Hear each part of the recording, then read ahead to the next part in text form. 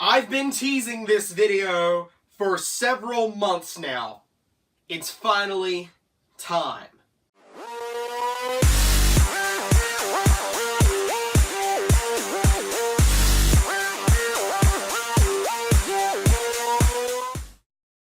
Hey there guys, Portal Master 9351 here, and in today's video I am finally presenting my full and complete theory as to why Skylanders Trap Team killed the Skylanders franchise, or at the very least damaged its reputation to a relatively large degree.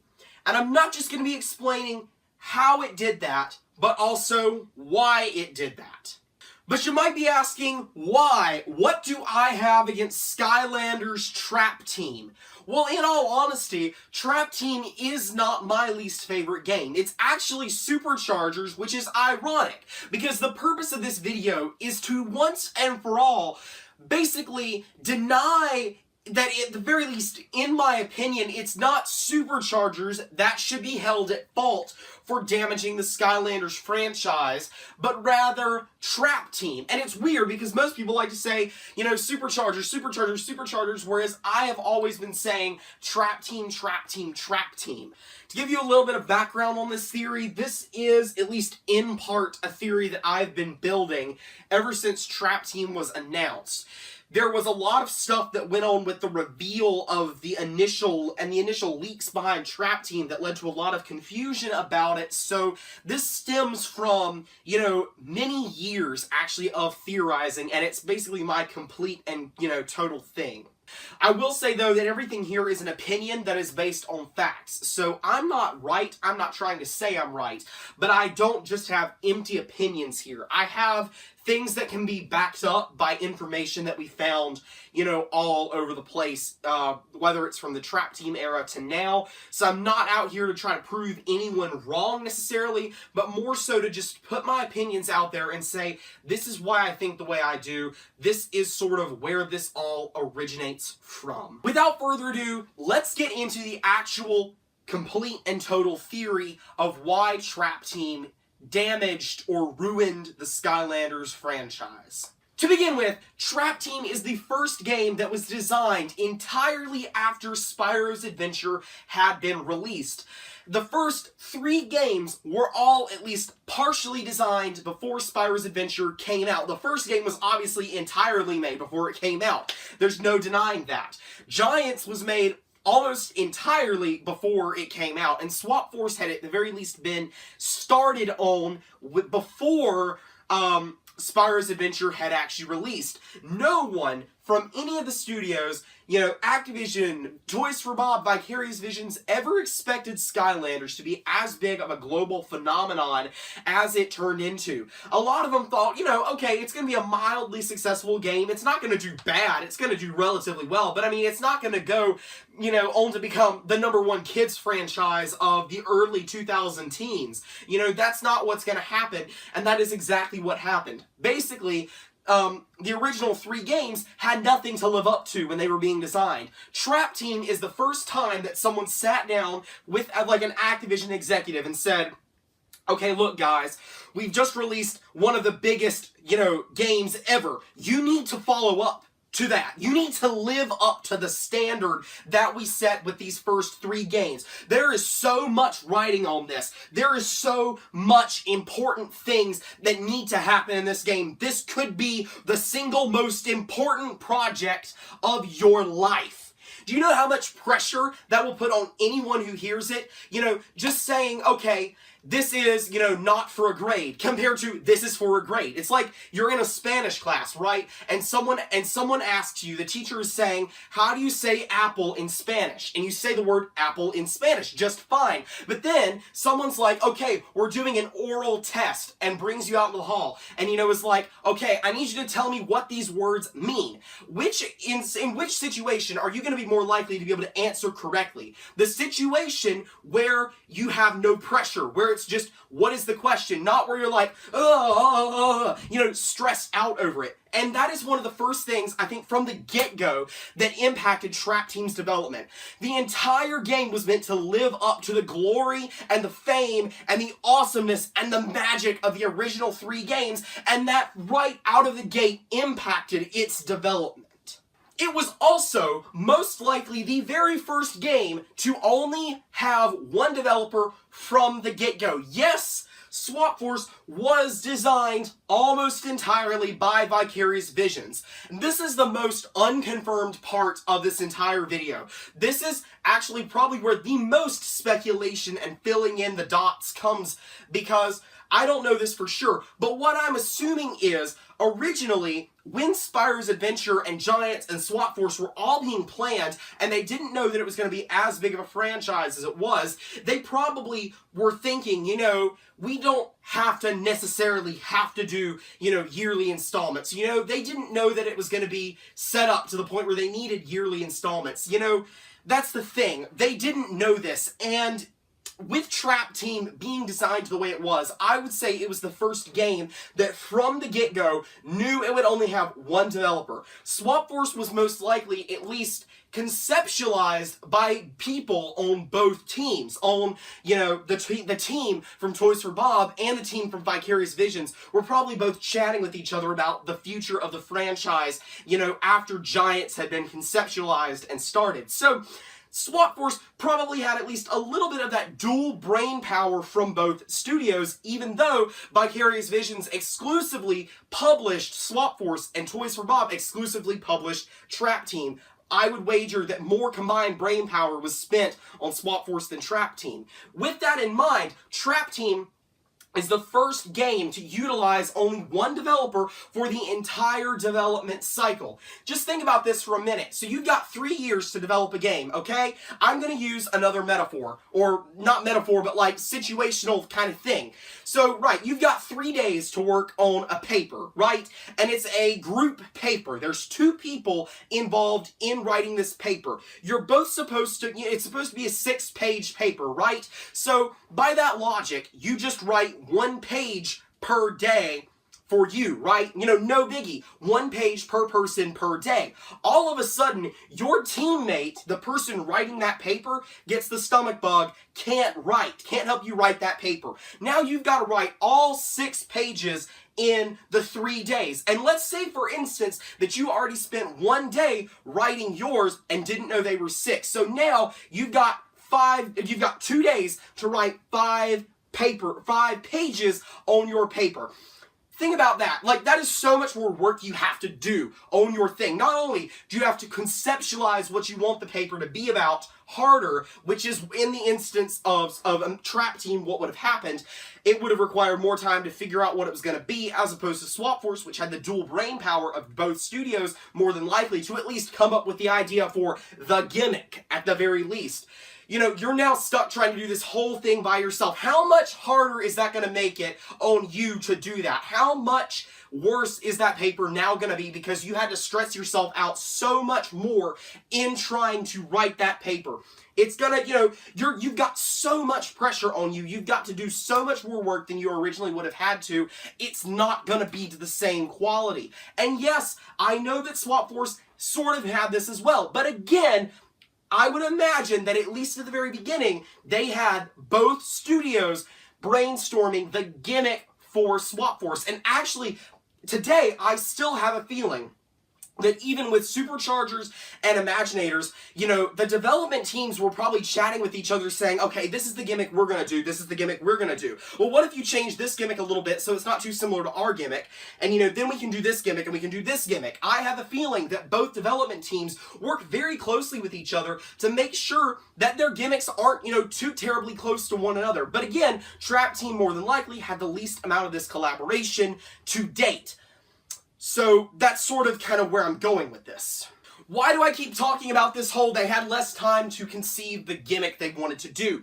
I'm going to get to that more in a little bit, because a lot of, I think, the problems with the game comes from the fact that the gimmick was not fully planned out all the way, and when I get further into the video, I'm going to explain that a little bit more.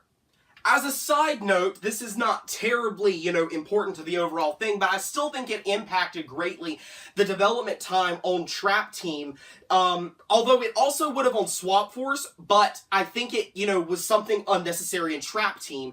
Toys for Bob re-engineered the gaming engine. So, of course, we know Swap Force uses a different engine than any other game. And Trap Team took the Swap Force engine and redesigned it. But here's the thing, the Swap Force engine is prettier than the Trap Team engine, the gaming engine. The graphics of Swap Force are better than the graphics of Trap Team. For some reason, Toys for Bob wanted to change that. Why they wanted to, I have no idea. But it severely limited the amount of development they could do. Like, it took time that they could have used for something else into something that was meaningless. And that is, again, one problem with the game as a whole. They kept wasting time. They had the least amount of time and the most amount of pressure of any game to that point, and yet they decided to waste it on something like redesigning an engine that looked better than the one used in Trap Team, and that will never make sense to me. So that is pretty much it for like the whole, backing, like the origins of the game, sort of like why it had problems from the get-go. Let me now dive more into the actual problems that the game had that caused the game to be bad. For this segment of the video, I'm going to use my little reference sheet. I have 3 pieces of paper that have like a rough outline of this, and it's got some statistics on here that I want to highlight. So Trap Team had the most new characters of any game for Skylanders ever. Okay, it had 57 figures. It had 18 Trap Masters, 18 new cores, 8 new minis, and then it had, several reposes. So it actually had the most new Skylanders altogether. It had 44 new Skylanders with 57 figures altogether. And that was 57 Skylander pieces, and that actually doesn't include the 4 adventure pieces and the 4 magic items, which do mean that it has the most molds, especially if you count the traps. So let's really quickly talk about figures. So SSA, in all, had 49 figures. Giants had 46 figures. Swap Force had 56 figures. Superchargers had 54 figures. And Imaginators had 34 figures. Whereas there were 57 figures overall for Trap Team. That's a lot of figures. In addition, though, it had 25 styles of traps. There's actually only, to my knowledge, 10 unique models of Imaginite crystals, so you can't just say, well, okay, Imaginators had a ton of different, Imaginite crystals, because the thing is, there were 25 molds needed to make every trap. I know there were altogether 56 traps, but there were actually 25 different styles of traps if you count the hands and the tikis. Let me read them off to you real quick. You have the angel, the helmet, the hand, the scepter, the tiki, the handstand, the axe, the jughead, the log holder, the torch, the totem, the yawn, the screamer, the captain's hat, the orb, the skull, the snake, the hammer, the sword, the toucan, the rocket, the hourglass, the chaos trap, the hawk, and the spider. And it's actually 26 if you count the ultimate chaos trap. There were 26 styles of trap molds that had to be developed. Why is this important?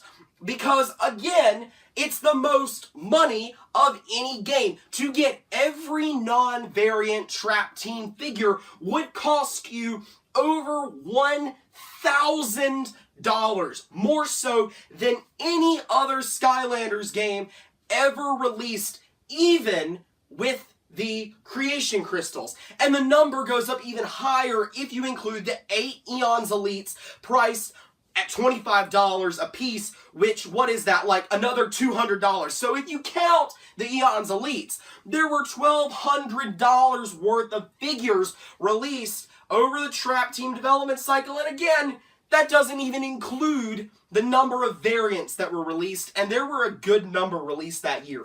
Not as many as Superchargers, but still quite a few variants. But again, why is that important? Why is it important that there were so many figures? That's not the game itself, but it's a contributing factor as to why people disliked the game. Okay, so let me talk about the other aspect of the creation of the molds first. So every single Skylander, every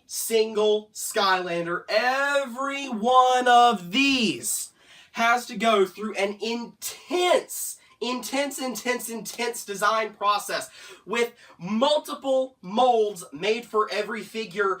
And when you've got the most Skylanders and the most figures, period, with all the traps, how much research and development time do you think was poured into that? How much of the game's overall budget do you think went to the design of the characters instead of the design of the game?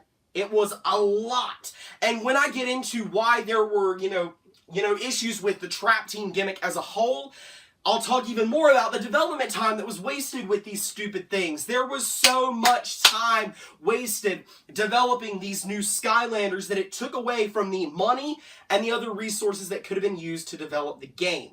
The other issue with having so many figures and characters and traps and all of that crap is that it made it the most expensive game to have ever been released if you wanted to get everything. For Spyro's Adventure, you got 3 Skylander figures, right? And you needed a total of 8 to unlock everything. If you count, adventure packs, the number goes up a little bit higher as to like what you needed, but let's just, for simplicity's sake, not count the adventure packs for the various games. Let's just say you need like 5 Skylanders, right? You need 1 of each element. For Giants, it was the same thing, and if you had all the characters from the first game, all you needed was a Giant. All you needed was the 8 characters from the original game and a Portal Owners pack. If you didn't want to get the Portals Owners pack and you were just getting in with Giants, you still got 3 characters in the base, set that was a Giant that could also be used to unlock Life Elemental gates, and then you had 2 other characters that could be used to unlock Elemental gates. Again, you only needed 5 other cores to unlock the entirety of the game. $50. Swap Force got a little bit higher. It came with, 2 Swap Force characters. But again, you only needed 8 total, so you needed to go out and buy 6. So what was that? $90 that you'd have to spend for Swap Force. Trap Team is by far the most expensive one so far because you had to buy a Trap Master for every element, and in addition to that, there were light and dark gates in the main section of Skyland. So you actually needed the adventure packs to open up the entirety of the base game. That doesn't make any sense if you ask me. So you had to buy a total of 7 Trap Masters to unlock all the Traptanium gates, and 2 almost impossible to find expansion packs, or their single packs, which were released much later. A total of, at the cheapest, 9 Trap Masters, and you also had to go out and buy traps. You had to buy, what was that? To get all the content. You had to buy 8 traps, and I guess technically speaking you would need the light and the dark traps as well. They were sold individually. I think the base game came with 2 or 3 traps. I can't remember. What did they come with? What did it come with? Gosh, I can't remember, but you needed traps too. It was the most expensive game. Superchargers only required a supercharger and 2 vehicles. In addition, and 3 vehicles. So you only needed to buy 2 extra vehicles. $30. Imaginators required a sensei of each type. Yes, it did. But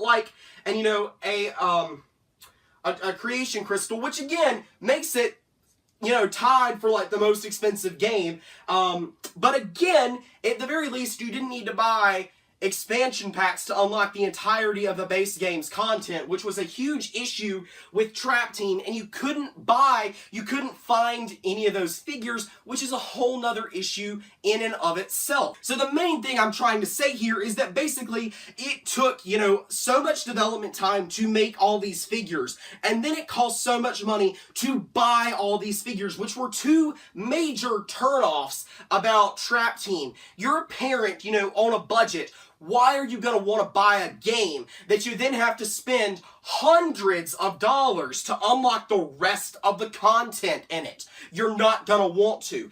And the thing is, parents still bought it, which is why Trap Team was bad, because people bought Trap Team. Not that many people, comparatively speaking, bought Superchargers. More people bought Trap Team than Superchargers. And because Trap Team had so many issues, fewer people bought Superchargers. And a lot of people look at the sales numbers and say, okay, Trap Team sold more than Superchargers. Therefore, we can say that, Trap Team wasn't bad. It was Superchargers. Well, let me put it this way. If Marvel releases a movie, Infinity War, Avengers Infinity War Part 1, right? And it is a horrendous movie, right? Horrendous movie, and critics give it bad reviews. It's a Marvel movie. No one's gonna care. It's gotta be awesome, right? And then everyone goes and sees Infinity War Part 1, and they're like, that was terrible. So then, when Part 2 comes out, no one goes and sees Part 2 because the first one was terrible. But Part 2 was a wonderful movie. The critics gave it wonderful reviews. And everyone was like, the last one was so bad, why would we want to go see this next one? Which movie was better? The second one. Which movie sold better? The first one. It's the same concept with Trap Team and Superchargers. And it's why so many people get so confused over which one actually damaged the franchise. It's not the one that no one saw. It's the one that everyone saw and hated that ruined the franchise. Okay, so I've spent a lot of time already, and you can tell this is like a video I've put a lot of thought into and a lot of emotion. I'm really invested in this. And at the end, I do want to make it clear that I didn't dislike Trap Team, but the thing that I'm trying to stress here is that it's not about what the hardcore fans thought, it's what the general public thought. And I think that a lot of people don't understand that the way that hardcore fans view the franchise is a lot different from the way that general fans of like maybe more casual gamers might view the franchise. We're more apt at forgiving Activision's mistakes, I think, than a casual fan base is. And I think that sort of confuses people sometimes when they look at things like this video. I'm not trying to hate on Trap Team, and I want to make it clear that I like Trap Team actually as a game, but I can't sit by and ignore the mistakes that Activision made. And one of those goes back to the delayed and hectic production. So I've already given a few reasons as to why there was a delayed and hectic production. There was so much pressure on it, there was less brain power on it, and also you had all of these figures that had to be designed and took time to design. But let's talk about the delayed and hectic production, right? The game was not revealed until 2 months after the Toy Fair. It broke from the standard model of Skylander game reveals. The first 3 games were all revealed at the New York City Toy Fair. Skylanders Trap Team, it wasn't revealed at the Toy Fair. And it was really weird. Everyone was like, where's the game? We wouldn't have known that there was going to be another game had they not made an announcement at their financial report a few days before the Toy Fair. And I think it was known at that point, I'm not 100% sure that it wasn't going to be at the Toy Fair, but there was a lot of confusion as to why Trap Team wasn't at the Toy Fair. But the thing is, Skylanders was at the Toy Fair. There was an exclusive, Dune bug that was given out at the Toy Fair that looked like a Valentine's Day variant that was given out at the Toy Fair. And so a lot of people were like, why weren't you at the Toy Fair? Well, I think this shows us part of the delayed and hectic production.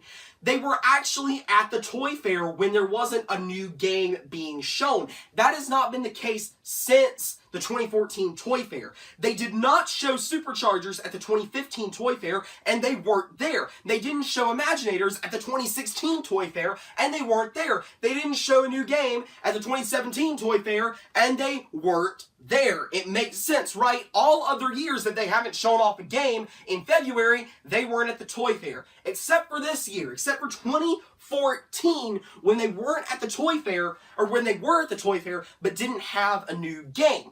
What does this tell us? To me, it says we had to delay the reveal of this game. We were gonna show it off now, and it wasn't ready. And why, specifically, do I think this? And it's one simple thing. The Mega Blocks that were shown off at the Toy Fair. They showed off Skylanders Trap Team Mega Block products at the Toy Fair, even though Trap Team was not revealed. That made no sense. It resulted in massive leaks of Wallop and Crypt King and Snapshot. And no one knew why. No one could understand why they showed off these new characters at the Toy Fair, but the game wasn't there. And to me, it's always said, we had to delay this. We were not ready. And Mega Bloks was like, dude, we just made these for you. And we're like, you said we could show these off. We're gonna show these off. And they were like, I guess we did sign that contract that said you'd show them off here. Because, Mega Bloks is sitting there thinking, if we don't show these off now, when can we show these off? There's no other good time. We have to go live with them now. And they were like, fine, you can show them off, but you can't use the name Trap Team. And that was what happened. They had the Mega Bloks there. They did not have Trap Team there. There was no name behind the Mega Bloks. They were just there. On top of this, what was actually shown in Mega Block form was not representative of the final product. Yes, Wallop had crystalline hammers. Yes, they were made of enemy crystals, not Traptanium, enemy crystals. That's an important thing to note. There were carts in the background of the Mega Bloks that were never ever released. They were only ever seen at the Toy Fair, never anywhere else. This is kind of mysterious because it's like, why were there carts? Why were there racing vehicles there when there weren't, racing vehicles ever released for Trap Team or even for the Trap Team Mega Bloks? What was shown at the Toy Fair was not indicative of the final product because they had to delay the game and because they didn't know what the gimmick was until very shortly before the game was revealed. Where is my source on this? Well, let me get to that. So you may remember from the Mega Bloks leak that there was a bow, a snapshot bow called the Ranger bow. Not Ranger's bow, ', just the Skylanders Ranger bow. Why is this important that it was the Ranger bow and not Ranger's bow? Because most people think Snapshot was originally called Ranger. That's like a common piece of Skylanders trivia. And this is the part that I've been saying I've had this theory for years. Because before Trap Team was revealed, I was convinced that we were getting swappable weapons. I mean, all the Traptanium weapons were crystalline, right? They looked like they belonged together. It was obvious that the gimmick had something to do with the weapons, right? On top of this, you had a thing called the Ranger bow. Well, in a game called Fire Emblem, which I'm sure many of you are familiar with, there is a character class known as the Ranger, and the Ranger is seen as being proficient in both swords and bows. Who else would be proficient in swords and bows? People with swappable weapons. Ranger, in addition, is actually defined as a commando or just a highly trained soldier. And you would expect a highly trained soldier to be proficient in a variety of weapons, be able to swap weapons, and, do kind of whatever with whatever kind of weapon they wanted to. Swappable weapons. In addition to this, and I couldn't find the source on this because, unfortunately, the Everything We Know About Skylanders Trap Team thread was deleted like years ago, so I couldn't get this archived information, unfortunately. But I definitely recall clear as day, because again, I've been speculating on this for years. There was someone who said, they finally decided to go with Skylanders Trap Team. That's interesting. I worked with them and saw them go through several design choices. It's interesting they finally went with Trap Team. This is indicative that they were actually toying around with other ideas at the time for Trap Team to not be Trap Team. One final thought on this, and this is the ultimate nail in the coffin, I think, for my swappable weapons Trap Team theory, is that there was an article that came out around the time that the name Skylanders Trap Team leaked on Amazon that said, we have received inside information from an anonymous source that has stated that Skylanders Trap Team is most likely a mistranslation of the actual title, Skylanders Ranger Team. That to me is the ultimate nail in the coffin, that Trap Team was originally going to have characters known as Rangers that were going to have swappable weapons not traptanium weapons that can trap villains. This would pile on top of the fact that the story for Skylanders Trap Team is nowhere near as developed as the story as anything else seems thrown together and stitched together. It just goes with that. And so, to me, one of the ultimate problems with the game's development is that they didn't know what gimmick it was going to be, and they kept having to spend so much time trying to figure out how to do the gimmick that it took away from the production time of the game and caused them to have to delay the game's reveal from Toy Fair 2014 to an independently hosted event in April that was before E3, which obviously, if you have to delay the unveiling of a game, obviously it's not ready. You can't show it off. It hasn't been fully developed. One final nail in the coffin to me that the game was rushed, underdeveloped, and not even ready when it was initially revealed is the way that villains were initially handled. In the April reveal, it was stated that villains would have upgradable, they'd be upgradable. They would have health bars. None of that happened. They were stuck on timers and such. The theory as to why they had timers, were changed to timers is because the thought process was someone could go buy a $7 trap and get 6 fully playable characters. I mean, look at this. One trap and you could get something like Chompy Mage, the Chompy, Shield Shredder, Broccoli Guy, Sheep Creep, and Cuckoo Clocker, right, for $7, which would be fully upgradable villains with health bars that you could just straight up play through the game with. That's what people were saying, encourage them to change it. Mainly a money-making ploy to get people to buy $15 toys and, make the villains the secondary aspect of the game. The thing is that this is such a major change from the initial reveal to the E3 conference, because this change occurred in the 2 months between the initial reveal and the E3 press conferences. So obviously, even when the game was revealed in April, they still hadn't fully developed the gimmick. And this is the first time that had happened. Spyro's Adventure, yes, some characters did go through changes, after the initial reveal. Like Spyro and Eruptor had completely different looks when they were first revealed than when they were actually finally released. And the same thing goes with Sunburn and Pop Fizz on the Giants poster. Lycor Pop Fizz is different than the actual Pop Fizz, Lycor Pop Fizz that released, yeah. But again, these are minor changes with 1 or 2 characters, not a complete overhaul on how a system within the game works that is something so fundamental like villains being trapped. So you've now got the ultimate framework for the theory. I know this is over 30 minutes in at this point, and you're thinking, Portal Master, you've just laid out the theory for this theory? The framework for this theory? Gosh, I'm losing my mind and my voice through the creation of this video.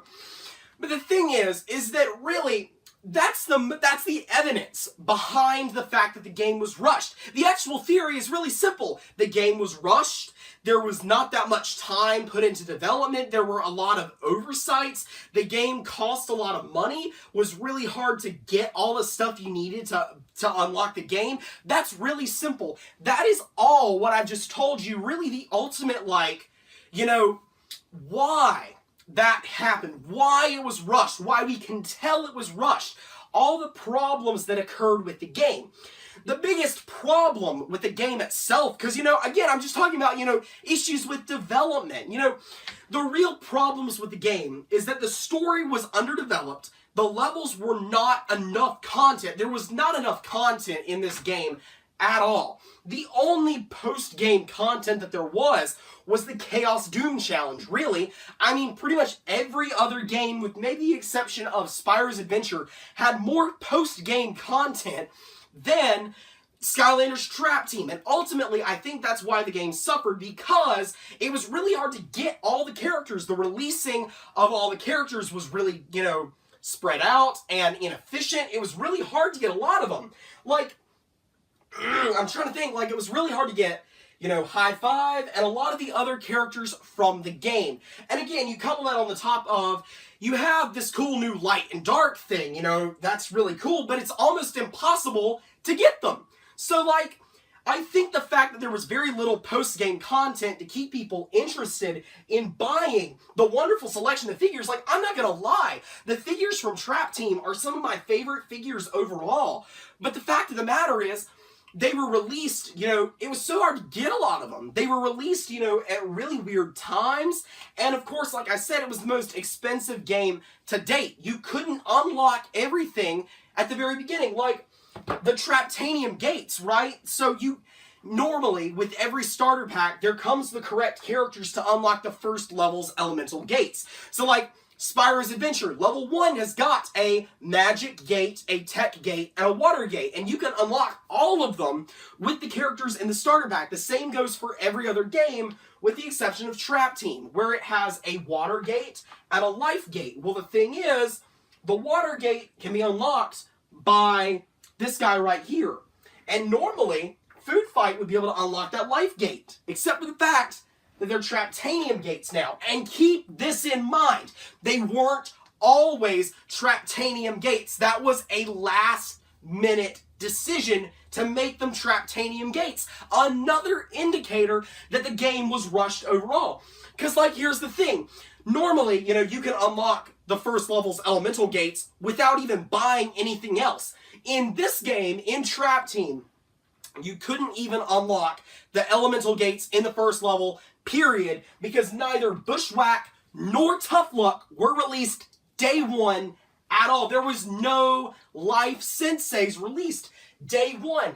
I think that was the only one that there was a problem with. I think Gusto may have... Oh, it was Magic. Magic was the other one. And so, yeah, it was Life and Magic that you couldn't unlock day one. It was a little more excusable for the Light and Darks because, that was a whole new expansion pack, a whole new concept.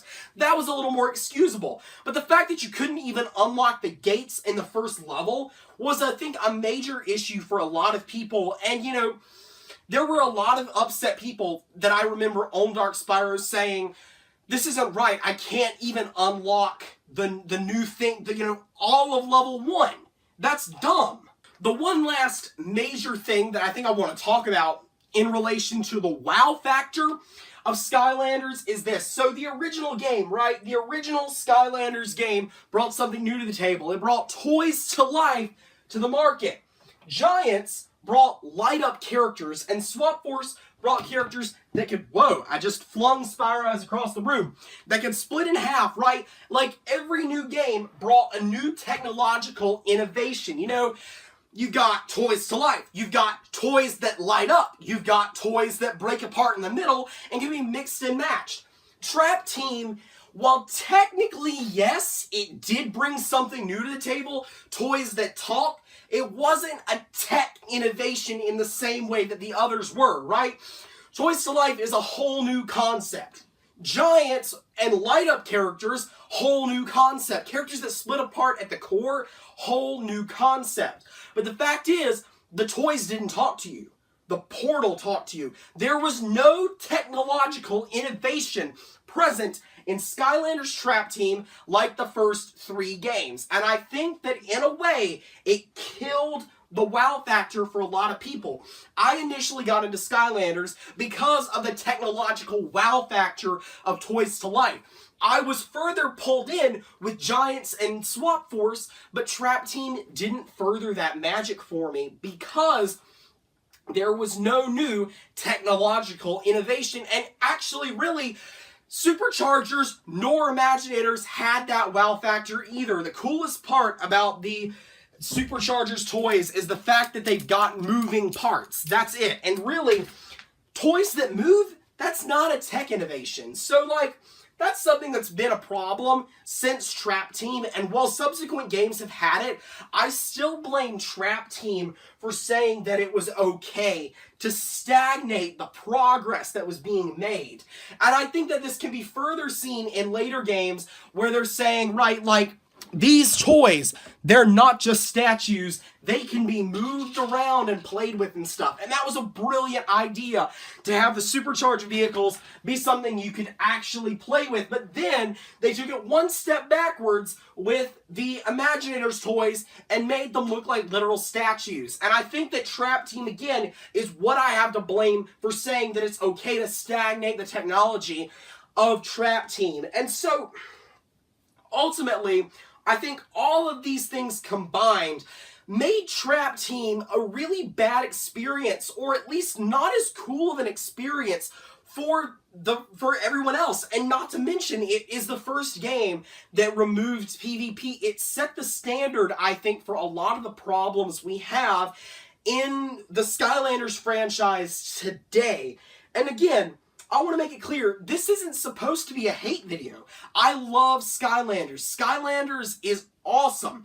But I think that Trap Team, again, is really what we have to blame for sending some of the series' interest downhill, for making it harder to connect with, for making it not sell as well, not appeal well to people of all ages.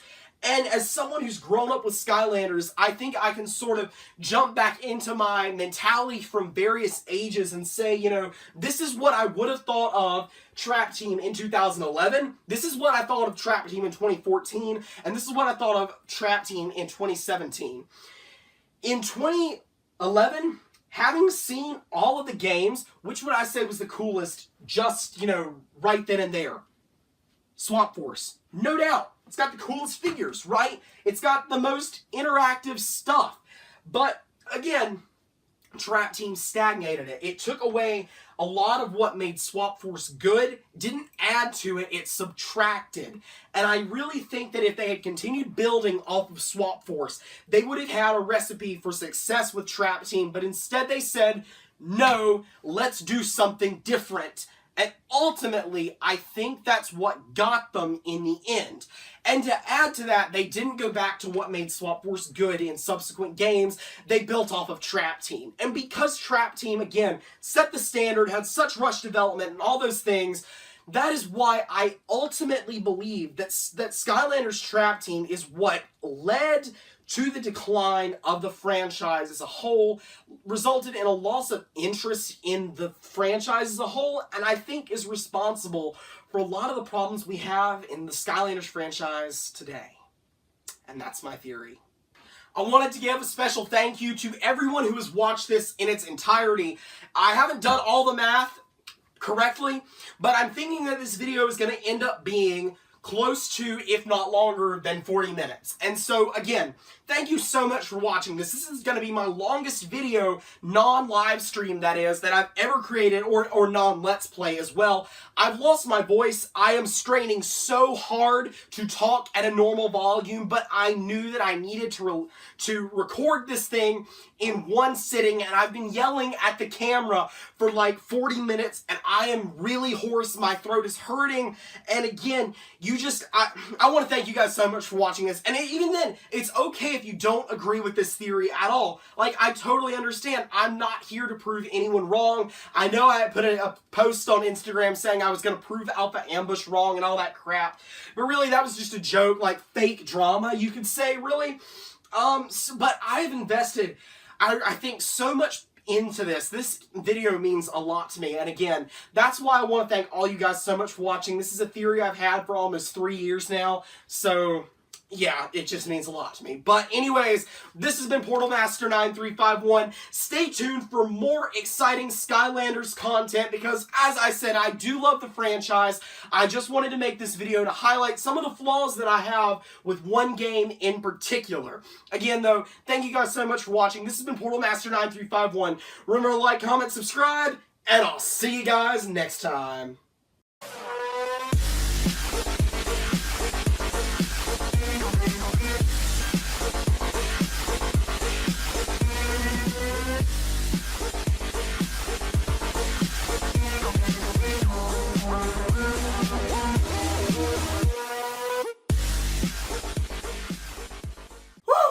Oh, I'm getting quite heated up in here. My throat getting a little dry.